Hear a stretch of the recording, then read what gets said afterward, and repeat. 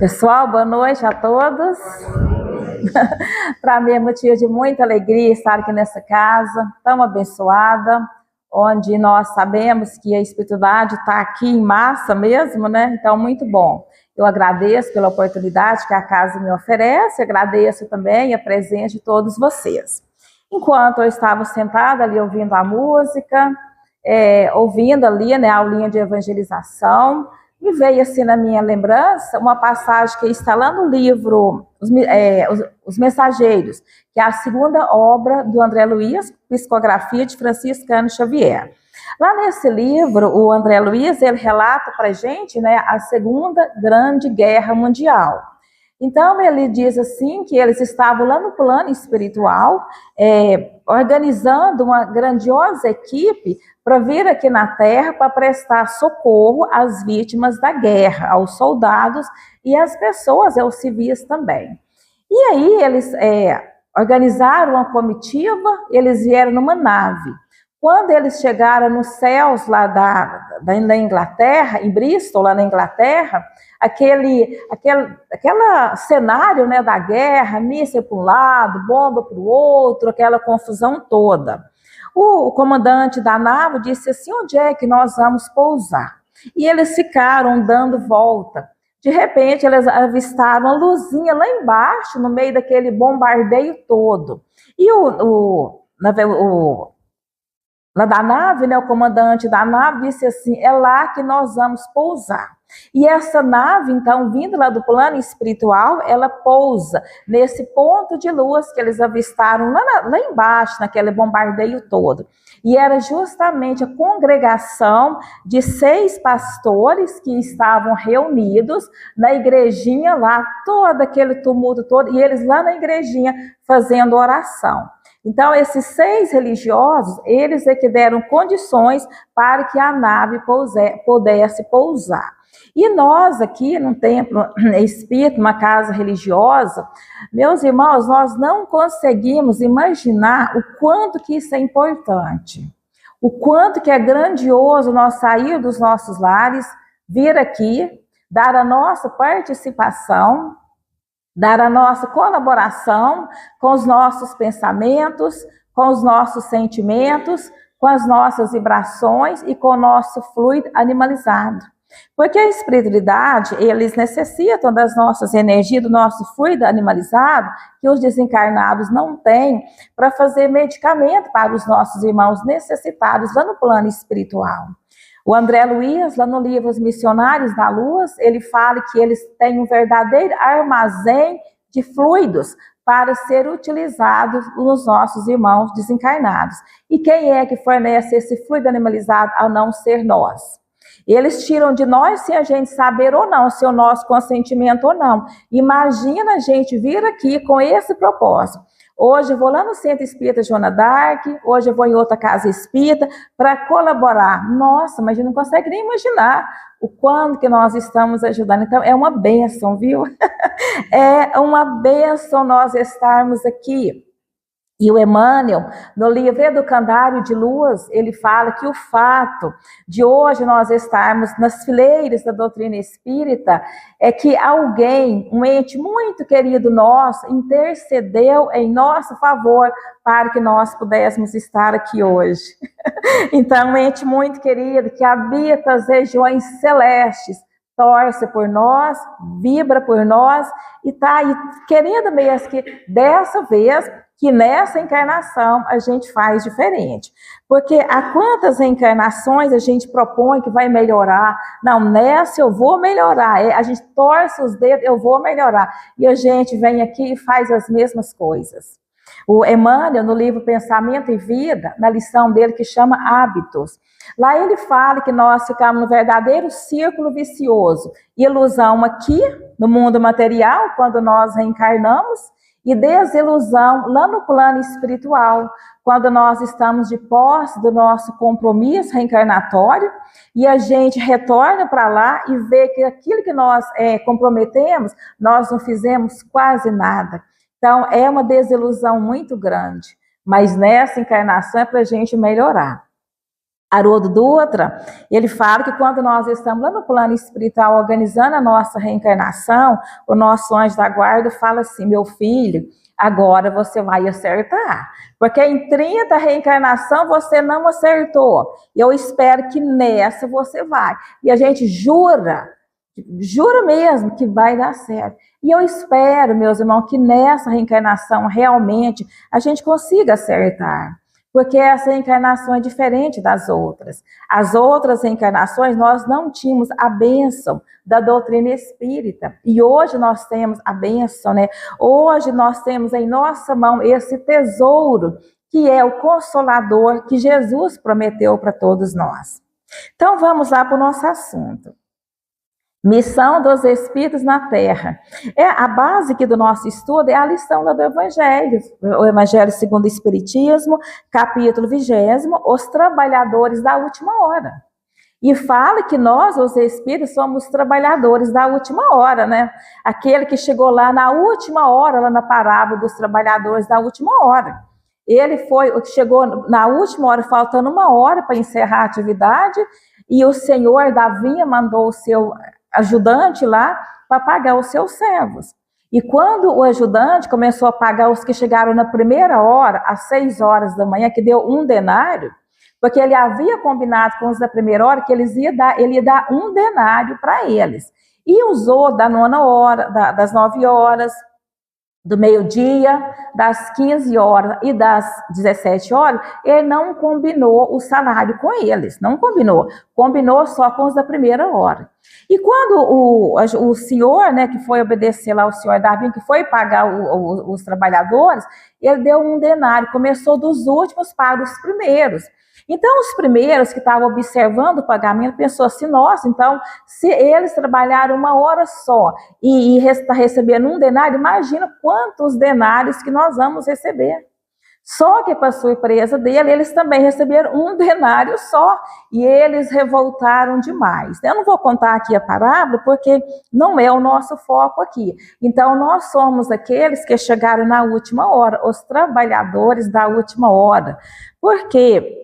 Para Jesus, meus irmãos, não importa a quantidade do nosso trabalho. O que importa para Jesus é a qualidade do nosso trabalho, é o amor que nós colocamos naquilo em que nós fazemos. Porque às vezes as pessoas, elas assim, fazem parte de várias frentes de trabalho, mas elas não fazem com amor, não fazem com dedicação, às vezes fazem mais assim por obrigação, por cumprimento ali do seu dever e pronto. Mas para Jesus o que vale é o amor que nós colocamos naquilo que a gente faz. A Joana de Anjos, corroborando com essa colocação, ela nos diz que Deus, nas nossas ações, ele olha muito mais os advérbios do que os verbos. Os advérbios é a qualidade, o verbo é fazer, é a ação, e o advérbio é a qualidade. Como é que nós estamos fazendo aquela ação? E quanto nós podemos fazer? Um cumprimento que a gente faz com alegria, olhando no olho da pessoa, a gente está colocando amor ali naquela saudação que nós estamos fazendo. Então, o que importa é a qualidade. Nós podemos, nessa encarnação só, fazer o que nós não fizemos em 30 reencarnações nessa de agora. Porque Deus, ele não quer saber, e não importa o que nós fizemos de errado, ele não quer nem saber.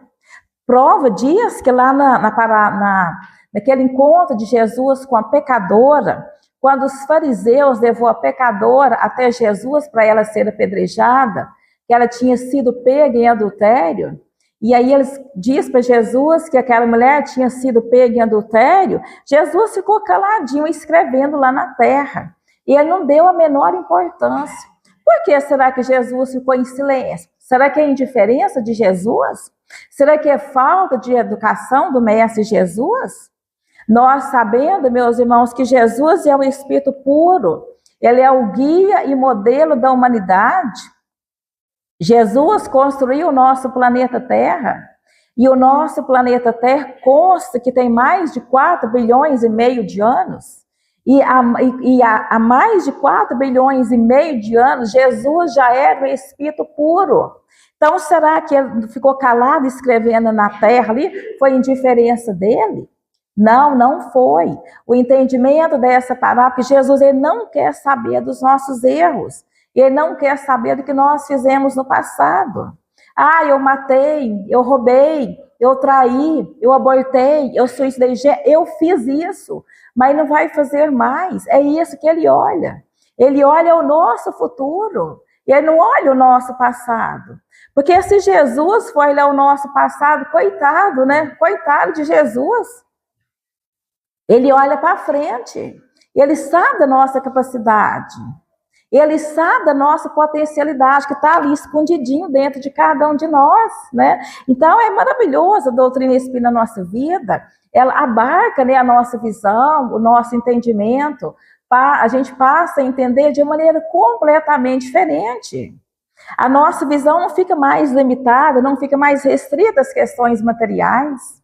E isso é o maior presente que nós recebemos aqui. Ah, eu sou tão pobre, eu sou tão miserável. Gente, só de nós conhecermos a doutrina espírita, nós somos as pessoas mais ricas. O que adianta a pessoa ser bilionário? A pessoa fazer parte daquela revista Forbes, as pessoas mais ricas, que hora está lá em cima, hora está no meio, hora está lá embaixo, que oscila demais. O que adianta a pessoa ser bilionária, sendo que ela não tem o principal, que é o conhecimento da vida, que é o conhecereis a verdade, e a verdade vos libertará. Então, nós somos milionários por esse conhecimento, tá? Então, não vale, eu queria tanto ganhar dinheiro, eu queria tanto assim, ser rico. Nós somos ricos sim, porque essa riqueza aqui ela é passageira. Ela não é condenada, não, ela é necessária sim, mas não é o principal. O principal para nós é a riqueza do Espírito, os valores do Espírito. Então, a nossa lição está no Evangelho segundo o Espiritismo, capítulo 20, e quem ditou essa mensagem foi o Espírito Erasto. O Erasto, ele deu uma grande contribuição com o nobre codificador Allan Kardec. Ele participou nas mensagens do Evangelho segundo o Espiritismo. Nós vamos encontrar mensagens dele lá no Livro dos Espíritos, principalmente na conclusão do Livro dos Espíritos. Tem várias conclusões, vários itens depois das questões, depois da questão 1019, tem vários itens na conclusão. E lá nós vamos encontrar mensagem de Erasto. No Livro dos Médiuns, ele também tem a sua participação. Lá no Livro dos Médiuns tem uma colocação que muitas pessoas, quando estudam o Livro dos Médiuns, atribuem essa fala a Allan Kardec. Mas essa fala ela não é de Allan Kardec, ela é de Fénelon.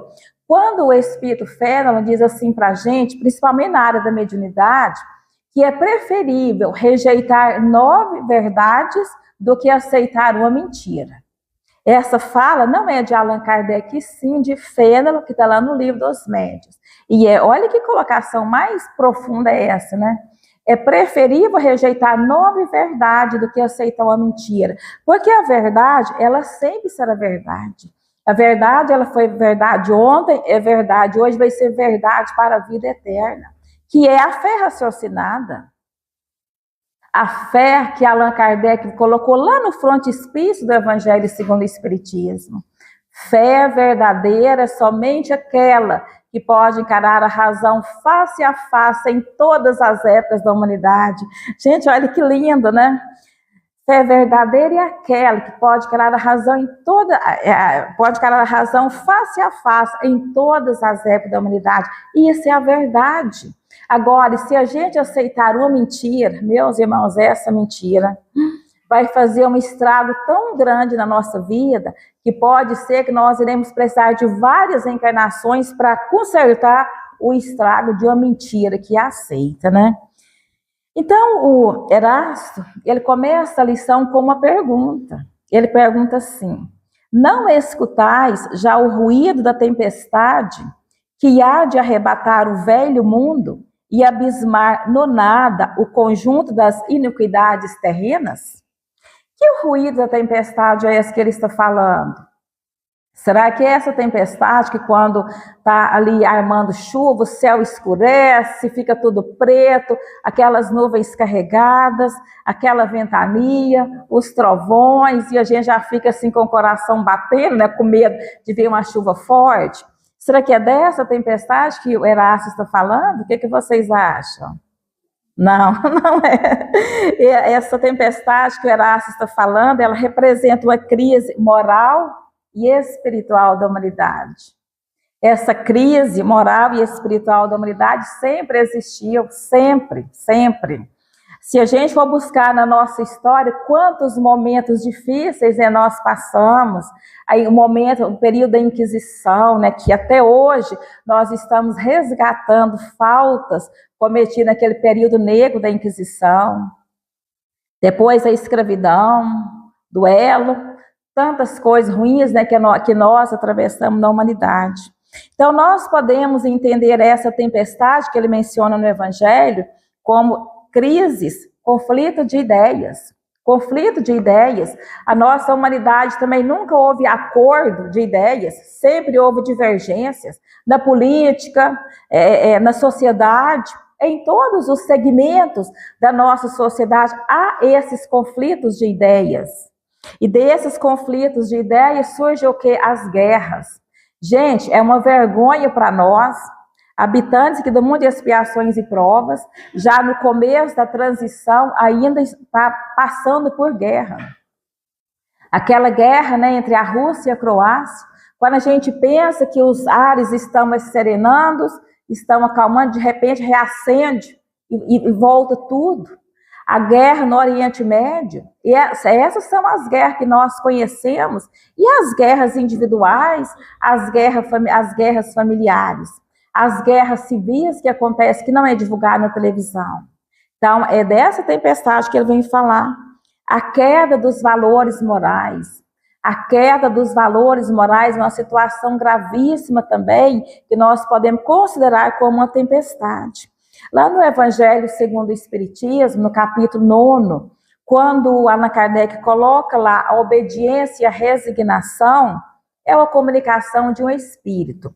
E lá ele fala assim que cada época é marcada com o vício ou a virtude que a deve salvar ou perder. E ele fala que a virtude da nossa geração é a atividade intelectual. E se a gente for parar para pensar, a nossa tecnologia, o nosso intelecto, ele alcançou patamares nunca antes alcançados. Se a gente for mencionar que nós vamos ficar a noite toda aqui, né, linkando aqui os avanços da nossa tecnologia. Um mês ou mais de um mês, um foguete, né, foi lá para a Lua novamente com tripulantes, né, eles já voltaram, dando a notícia, foi muito bem recebido. Gente, olha o avanço, a nossa ciência. Como que a nossa ciência avançou? Hoje a gente vê, meus irmãos, que o câncer, ele está assolando a nossa humanidade. Antigamente não tinha tratamento para o câncer. Era muito difícil, não tinha quimioterapia, não tinha radioterapia, não tinha medicamento para diminuir as dores. Hoje a pessoa ela pode ser curada do câncer, diante de tantos tratamentos avançados, de tantas técnicas avançadas que tem. As cirurgias, eu passei por uma cirurgia da pedra, a retirada da vesícula, em plena pandemia, aquele isolamento social, aquela dificuldade toda, comecei a sentir dor, consultei, fez o exame lá, ultrassom, deu que tinha uma pedra grandona na vesícula, o médico tem que tirar imediatamente. Consultei num dia, internei no outro dia, no mesmo dia que eu internei, já fez a cirurgia, no outro dia de manhã já recebi alta. 3 furinhos que dá assim na gente, não tem que ficar internada mais, os medicamentos, colocam adesivo assim nas nossas costas por 5 dias, pronto, acabou, não tem dor, não tem nada, né? Antigamente, as pessoas que tiravam vesícula, era um corte enorme na vertical, ficava ali com os pontos, não é? E isso é o mais simples. Hoje, o feto, né, lá na barriga da mãe, o médico já consegue diagnosticar o problema dele e ele já é tratado lá na barriga da mãe. Olha que maravilha que é Então, a nossa tecnologia está às alturas, mas ele fala que o vício moral, o vício é a indiferença moral, virtude, o avanço tecnológico, e o vício é a indiferença moral. E nós vamos discordar dele, porque os espíritos superiores, ele nos vê lá do alto, ele, não tem como a gente fingir para eles vê do jeitinho que nós somos aqui. Então, eles vê que realmente está havendo essa indiferença moral, queda de valores, né? Nossa, não vou nem falar, não, senão a gente não sair com depressão daqui, viu, gente? A intolerância, né? Intolerância religiosa, a intolerância política.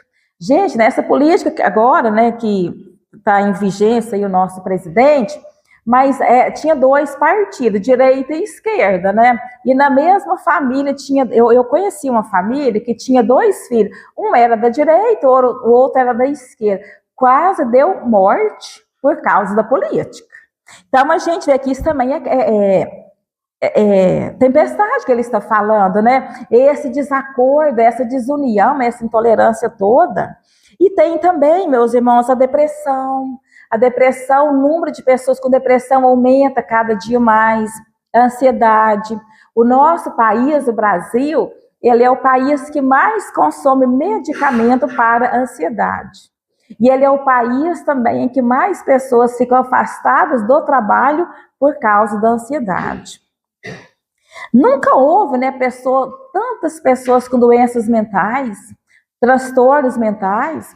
Se a gente quiser marcar uma consulta com um especialista, com um psiquiatra, com um psicólogo, com outro, né, da área, a gente não consegue. Nós estamos em maio. Se a gente quiser marcar uma consulta para junho, muito difícil. Só ficando na lista de espera. E olha lá se alguém vai desistir. Tamanha a procura. E o que será que é tudo isso? A não ser essa tempestade que ele menciona aqui. O materialismo crescente. O materialismo, ele é um veneno para a nossa sociedade. Materialismo, a pessoa acha que a vida é só essa aqui, nasceu no berço e vai morrer no túmulo, então tem que aproveitar tudo que a vida me dá, até a exaustão. Materialismo, meus irmãos, é terrível na vida das pessoas. Então é dessa tempestade que ele vem falar. Os suicídios também, o número de suicídio crescente, até mesmo entre crianças. E esse suicídio crescente, até mesmo em crianças, já foi previsto também numa comunicação que está lá no livro Obras Póstumas. No livro Obras Póstumas, que foi depois de Allan Kardec, escritos de Allan Kardec, e que foi compilado depois do seu desencarne, lá no capítulo que chama A Regeneração da Humanidade, lá duas médios, as senhoras M e T, elas receberam a comunicação em estado sonambúlico. Essa comunicação delas tem 3 páginas. Depois, se vocês puderem, consulta lá no livro Obras Póstumas, o capítulo chama Regeneração da Humanidade. Lá, nessa mensagem, fala que não vamos olhar para o céu esperando que está chegando os sinais dos tempos e que a transição planetária vai caracterizar por terremoto, por maremoto, por tsunami, por esses eventos astronômicos. Não. Nessa comunicação fala que esses maremoto, terremoto, tsunami sempre existiu e vai continuar existindo. Porque o nosso planeta Terra, ele está em reajustamento ainda das suas placas tectônicas. Então, ora ele vira, onde há os maremotos, né? Então, não é isso que vai caracterizar a regeneração. O que vai caracterizar a regeneração, que ele diz para a gente, são os suicídios que multiplicarão em proporções inauditas até entre crianças. Será que ele está mentindo, gente? E eu sei de tantos casos de suicídio que vocês nem imaginam. Eu vou compartilhar com vocês uma experiência que eu nunca pensei que eu ia passar na minha vida. Eu sou lá do Grupo Espírita Irmã Sheila. E lá, diante dos furtos que estavam havendo constante, nós tivemos que transformar umas salinhas lá no fundo numa casinha para a família morar lá. E aí, um dia de sábado, isso foi no final de janeiro desse ano. Um dia de sábado à tarde, eu e meu esposo fomos lá no Irmã Sheila para saber como que estava o desenrolar, né, dessa construção. porque a gente fez um passeio do lado de fora do centro, que faz divisa com o Parque Siqueirole. E aí nós fomos lá, olhou a calçada, olhou tudo lá em volta, né? Quando eu faço menção para voltar para a rua, para entrar no carro, que eu olho para baixo nas árvores, um corpo lá pendurado. Eu falei assim para o meu esposo, ele chama José Carlos, eu falei assim, Zé Carlos, tem um homem pendurado lá na árvore. Ele olhou, né? Gema, nós levamos um susto tão grande. A gente não estava acreditando naquilo, né? Olhou, era realmente, a pessoa tinha suicidado. Aí a gente tomou as providências, chamou o corpo de bombeiro, né? Chamou o 190, eles foram lá e tudo, localizou a família, mas pensa que situação é essa, né? Que situação é essa? E quando o corpo de bombeiro chegou lá, a pessoa tinha suicidado há meia hora atrás. Isso era 5 horas da tarde, às 4h30 da tarde, ela tinha cometido suicídio. Então, os suicídios crescendo muito, a loucura jamais terá atingido tão grande quantidade de homens que antes mesmo de morrer estarão riscados num dos vivos. Suicídio crescente é loucura. Isso é os sinais dessa transição, é dessa tempestade que ele vem falar. Mas não fica só aqui, porque Jesus, esse Espírito puro, responsável por nós aqui na Terra, que construiu o nosso planeta, quando ele estava prestes a partir, que ele já sabia do seu momento da crucificação, ele reúne com seus apóstolos, fazem várias recomendações. E dentre umas, o Pedro pergunta assim, mestre, o Senhor vai nos deixar órfãos? Jesus fala assim, não vos deixarei órfãos, mas vou enviar um outro Consolador, e esse Consolador ficará convosco até os sinais dos tempos. E Jesus prometeu e mandou o Consolador prometido, que é a doutrina espírita. O Allan Kardec, lá no livro A Gênese, lá no capítulo 1, onde tem lá a revelação espírita, lá ele fala, ele faz a pergunta e ele mesmo responde, por que chama o Consolador? Vocês já pararam para pensar por que a doutrina espírita é o Consolador? O Allan Kardec pergunta e ele mesmo responde, porque Jesus, ele sabia das dores que nós iríamos passar diante da lei de causa e efeito, que ninguém fica impune, né, na lei de Deus. A lei de causa e efeito é a lei que incumbe de nos reeducar. Semeia, vai colher. A cada ação há uma reação correspondente. Então Jesus sabia que a humanidade iria sofrer muito, por isso que consola a dor. O Consolador vem consolar a nossa dor. Como que ele vem consolar a nossa dor?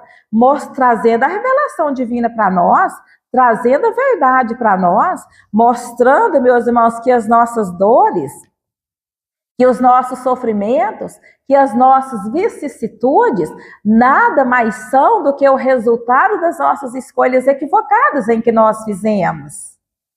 Tanto que o Allan Kardec, no Evangelho segundo o Espiritismo, quando ele fala das nossas aflições, ele fala que os nossos sofrimentos vêm de 2 fontes. Muitos deles não estão lá no passado, não. Muito dos nossos sofrimentos está aqui nessa atual reencarnação, que são as nossas escolhas indisciplinadas, muito mais movida pelo egoísmo, pela vaidade, pelo orgulho, a gente comete uma ação e vai sofrer a consequência.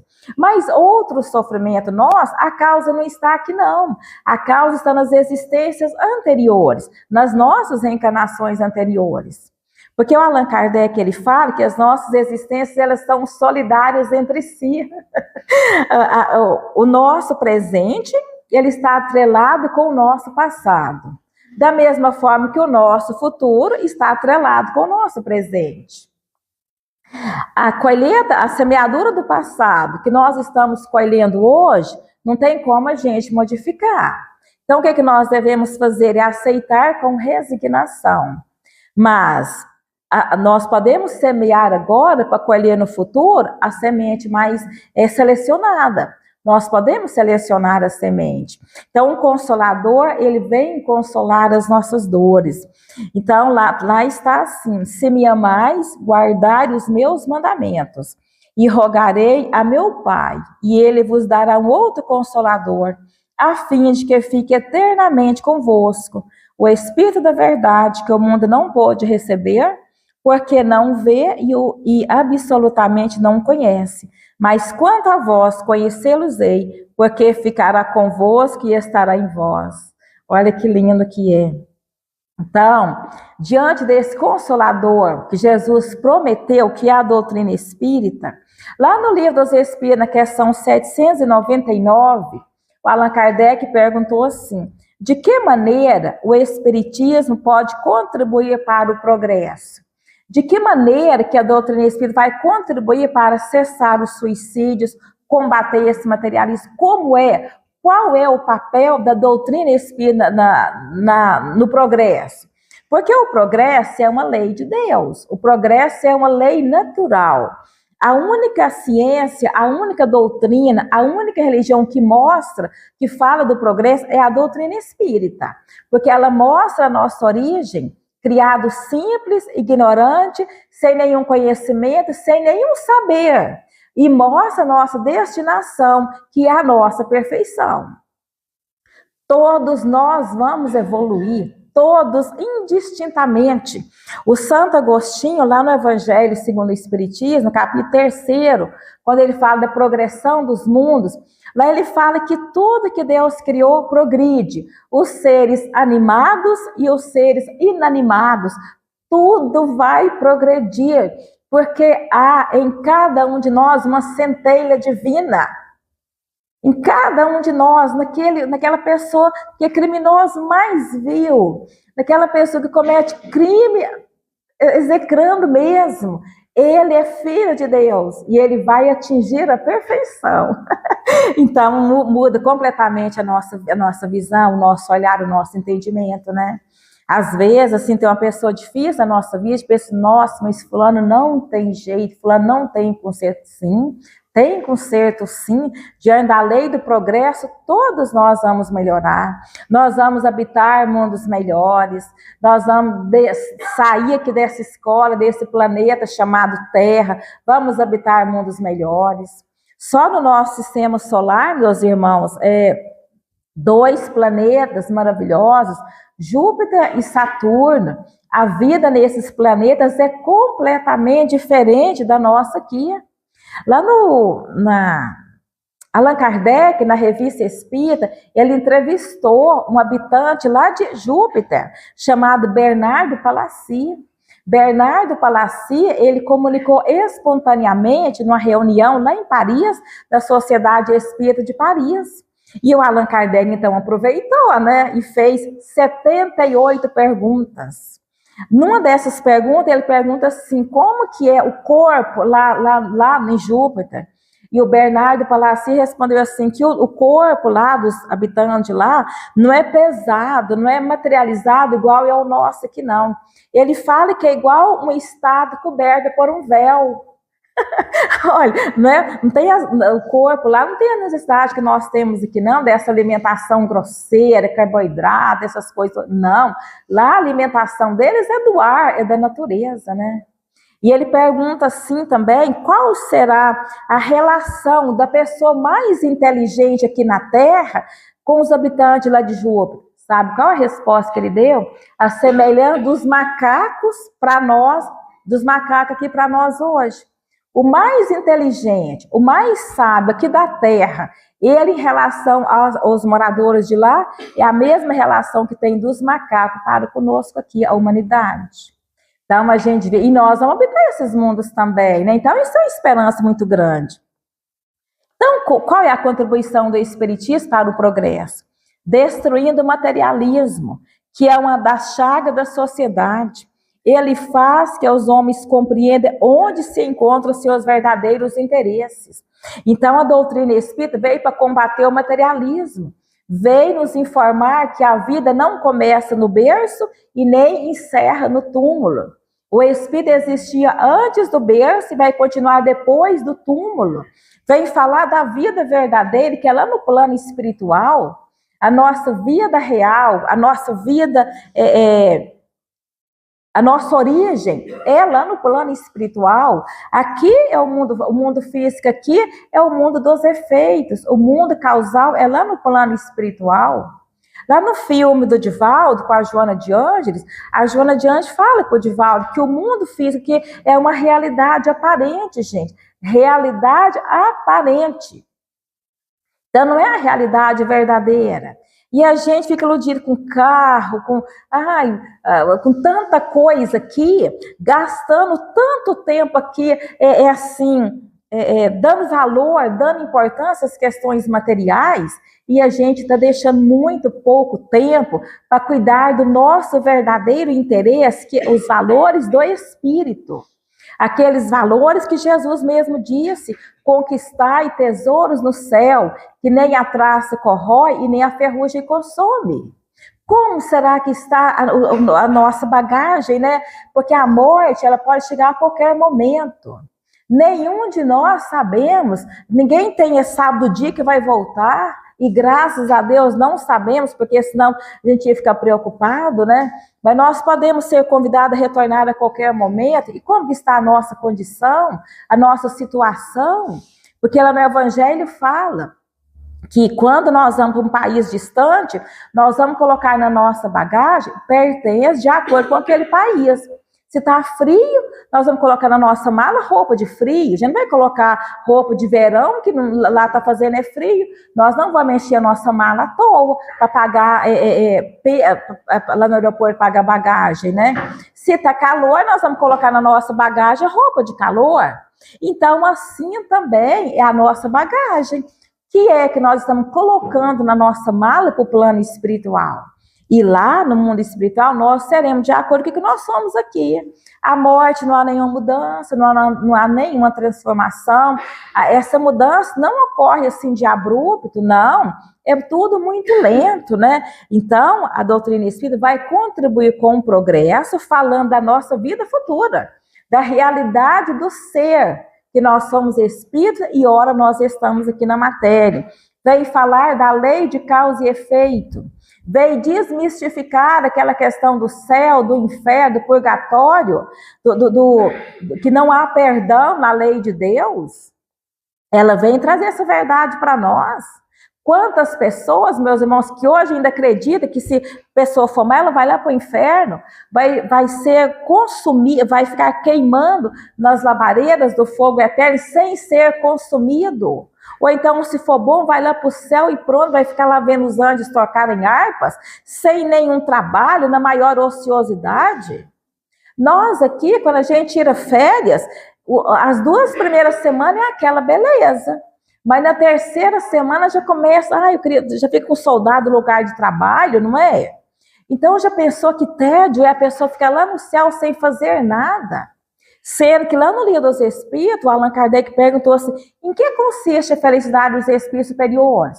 Em que consiste a felicidade deles, né? Consiste em fazer o bem, em praticar a caridade, em ajudar o seu semelhante. E o espírito feliz vai lá para o céu, vai ficar lá de braços cruzados. Então, a doutrina espírita veio desmistificar isso. Veio falar também que a justiça de Deus é toda de amor. Não tem como a gente separar. A lei de Deus é de amor, justiça e caridade. Não tem como a gente separar. O Haroldo Dutra, ele fala que, quando ele fala da lei de amor, justiça e caridade, ele cita o exemplo de um bolo de cenoura. A gente coloca no liquidificador a cenoura, os ovos, o açúcar, o óleo e vai bater lá. Bate tudo, fica aquela massa amarela. Vai tirar a cenoura daquela massa amarela? Consegue tirar a cenoura? Consegue tirar os ovos? Não consegue. Assim também a lei de Deus. A lei de Deus de amor, justiça e caridade. Gente, Deus, ele quer o nosso bem. Ele não quer o nosso sofrimento. O nosso sofrimento não é castigo de Deus, não é punição. E sim é misericórdia. Porque é através da dor, é através do sofrimento que a gente evolui. O Emmanuel fala que a dor é uma conversa silenciosa entre a criatura e o Criador. Nada de castigo, nada de punição. Ai, Deus me esqueceu de mim. Não, nada disso. Será que Deus vai esquecer da gente? Nós, pais, não esquecemos dos nossos filhos. pais falíveis, já não esquece, imagina Deus, né? Então, e a missão dos espíritas na Terra? Senão, onde vai encerrar, eu não vou falar da missão, né? Lá no Evangelho, no capítulo 11º, capítulo é Amar o próximo como a si mesmo, na lição do egoísmo. Lá nós vamos encontrar uma mensagem de Emmanuel, o próprio senador Públio Lentulus, lá do livro Há 2000 anos, o Emmanuel, né, que ajudou o Chico Xavier, os dois trabalhavam juntos. Lá na lição do egoísmo, Emmanuel fala assim: é a esse antagonismo entre a caridade e o egoísmo, a invasão do coração humano por essa chaga moral, que se deve atribuir o fato de não haver ainda o cristianismo desempenhado por completa a sua missão. Aqui ele já está dando spoiler para a gente, qual é a nossa missão. O cristianismo não cumpriu ainda a sua missão, não cumpriu. Jesus veio aqui há mais de 2000 anos para implantar o reino de Deus nos nossos corações, mas esse reino não foi implantado ainda. Ele ainda está longe dos nossos corações. O cristianismo primitivo, aquele ensinado, vivido por Jesus, a partir do ano 300, em que a igreja, ela não ia com a política, que tirou toda aquela simplicidade, começou aquela pedraria, ouro em tudo quanto o cristianismo ficou lá de fora das igrejas, dos templos religiosos. Então, não cumpriu a sua missão, é o Emmanuel dizendo. Cabem a vós, agora é a nossa missão, gente. Cabem a vós novos apóstolos da fé. Quem são os novos apóstolos da fé? Nós, os espíritas. Cabem a vós novos apóstolos da fé, que os espíritos superiores esclarecem o encargo e o dever de extirpar esse mal, a fim de dar ao cristianismo toda a sua força e desobstruir o caminho dos pedrosos que lhe embaraçam a marcha. Então, olha, a nossa missão, a missão dos espíritos na Terra, é de justamente tirar do coração esse egoísmo para que o nosso planeta Terra, ele possa elevar na hierarquia dos mundos melhores. Porque foi o antagonismo entre a caridade e o egoísmo que fez com que o reino de Deus não fosse implantado ainda no nosso coração. O egoísmo é o grande entrave do nosso progresso. Lá no Livro dos Espíritos, quando Allan Kardec fala da lei do progresso, ele pergunta: o homem pode impedir o progresso? Essa é a pergunta. E eles respondem: impedir não, mas o homem pode embaraçar. É o que acontece às vezes. E eles foram muito bonzinhos em falar que às vezes é sempre. O egoísmo está sempre na nossa frente, em tudo, nas nossas decisões. Eu em primeiro, eu em segundo, eu em terceiro. O quarto é se der, é se sobrar. Então, meus irmãos, a missão dos espíritos agora é sentimento. É coração mesmo. O Allan Kardec, ele fala que a doutrina espírita passou por 3 períodos. O primeiro período foi das mesas girantes, dos fenômenos, para chamar a atenção das pessoas.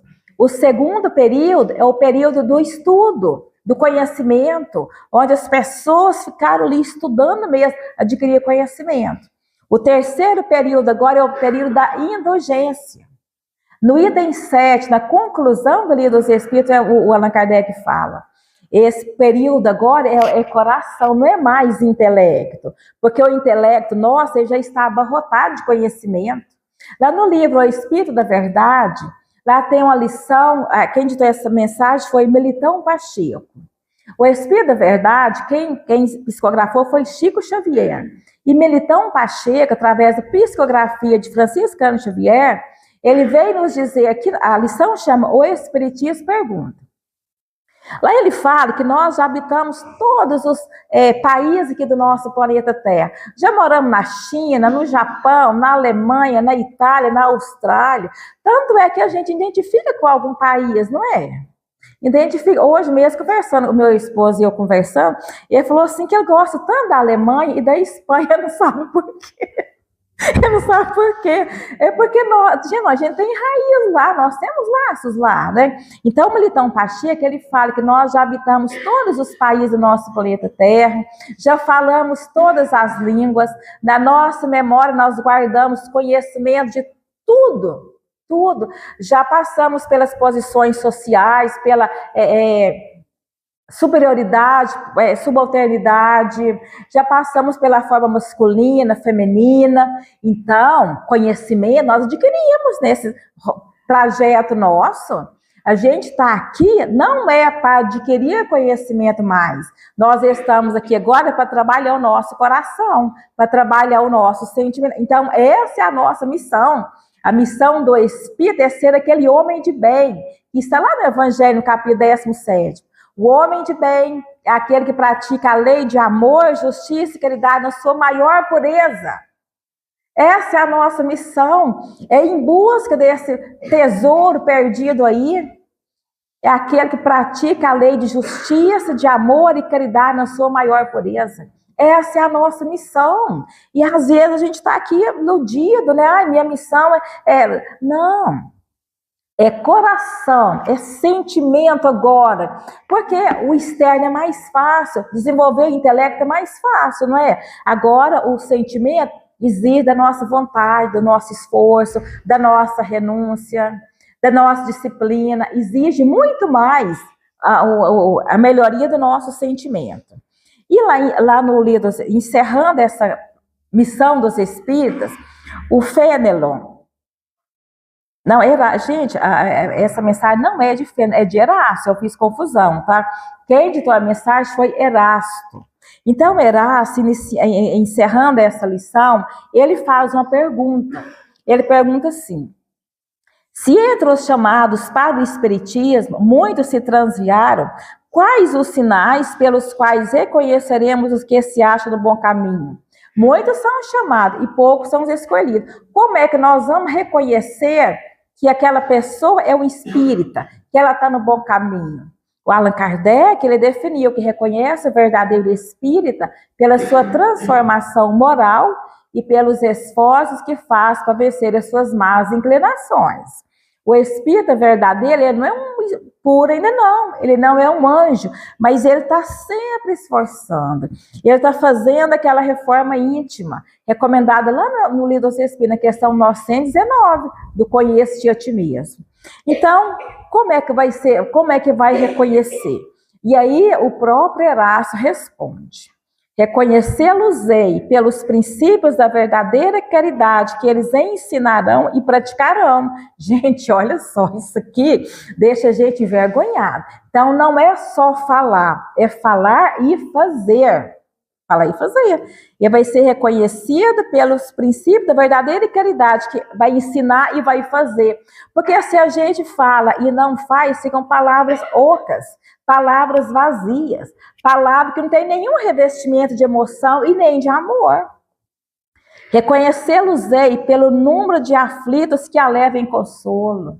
Ah, isso aqui é muito bonito, viu? A gente vê que a nossa humanidade tem muitas pessoas necessitadas, muitas pessoas carentes, e nós precisamos trabalhar o nosso coração para atender essas pessoas, porque não é só levar o material, não é só levar a cesta básica, não é só levar o pão, não é só levar o alimento, a roupa, o vestuário, é a nossa presença também.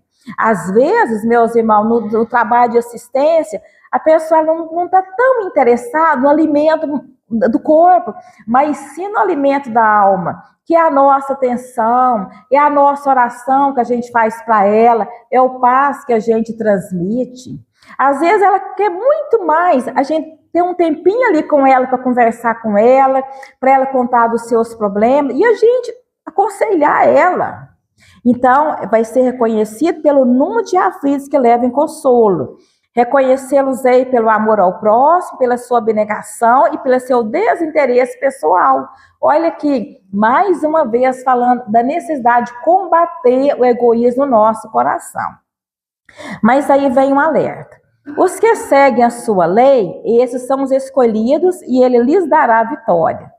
Mas ele destruirá aqueles que falseiam o espírito dessa lei e fazem dela degrau para contentar a sua vaidade e a sua ambição. Esse finalzinho aqui, ele fechou com chave de ouro, porque nós, os espíritas, Nós que fazemos parte da fileira do movimento espírita, nós precisamos ter muito cuidado para não deixar que a doutrina espírita aconteça com ela o mesmo que aconteceu com o cristianismo. O espiritismo é simples. O espiritismo não tem complicação, não tem proselitismo, não tem a intenção de angariar pessoas aqui para o centro. Simplesmente está aqui, as portas abertas, vem aquelas pessoas que estão interessadas.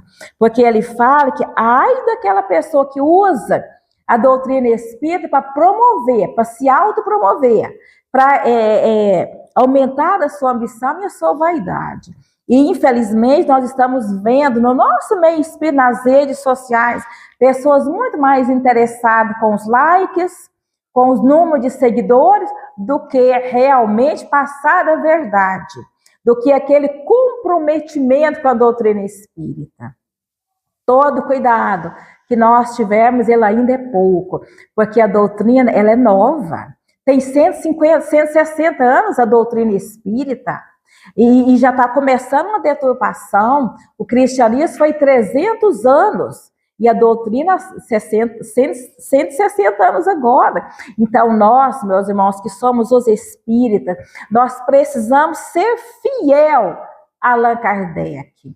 Tem pessoas que acham que ser fiel a Allan Kardec é aquela seriedade. Não, onde está escrito que o espírito não pode rir?